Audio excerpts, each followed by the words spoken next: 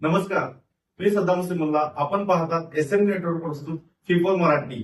चला तर पाहूया आजच्या ठळक घडामोडी. पोलीस कर्मचाऱ्याच्या बंद बंगल्यात चोरी, सुमारे 25 लाखांचे सोन्या चांदीचे दागिने लंपास. हातकणंगले तालुक्यातील भादोले येथील वाठार रोडवर असलेल्या सोनाई बंगल्यात अज्ञात चोरट्यांनी मोठी चोरी केल्याची घटना उघडकीस आली आहे.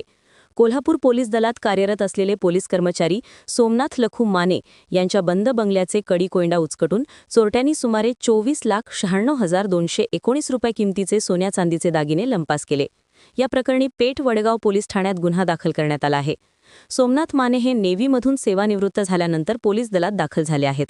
ते पत्नीसमवेत भादोले येथील सोनाई बंगल्यात वास्तव्यास आहेत.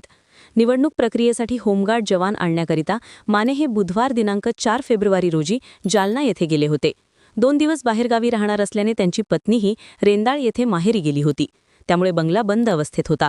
दिनांक 4 फेब्रुवारी सकाळी 10 ते दिनांक 5 फेब्रुवारी पहाटे 5:30च्या सुमारास अज्ञात चोरट्यांनी बंगल्याच्या मुख्य प्रवेशद्वाराचे कुलूप तोडून आत प्रवेश केला.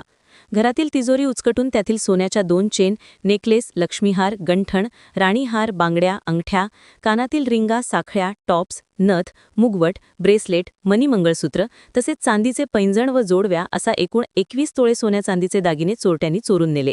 पहाटे सोमनाथ माने हे शिरोली MIDC येथे होमगार्ड जवानांना सोडून घरी परतले असता बंगल्याचा दरवाजा उघडा दिसून आला. आत पाहणी केली असता तिजोरी व कपाटातील साहित्य अस्ताव्यस्त अवस्थेत असून दागिने चोरीस गेल्याचे निदर्शनास आले. त्यांनी पेठ वडगाव पोलीस ठाण्यात तक्रार दाखल केली. घटनेची माहिती मिळताच स्थानिक गुन्हा अन्वेषण शाखेचे पोलीस निरीक्षक सुशांत चव्हाण, पोलीस निरीक्षक प्रमोद शिंदे यांच्यासह पोलीस कर्मचारी घटनास्थळी दाखल झाले असून पुढील तपास सुरू आहे.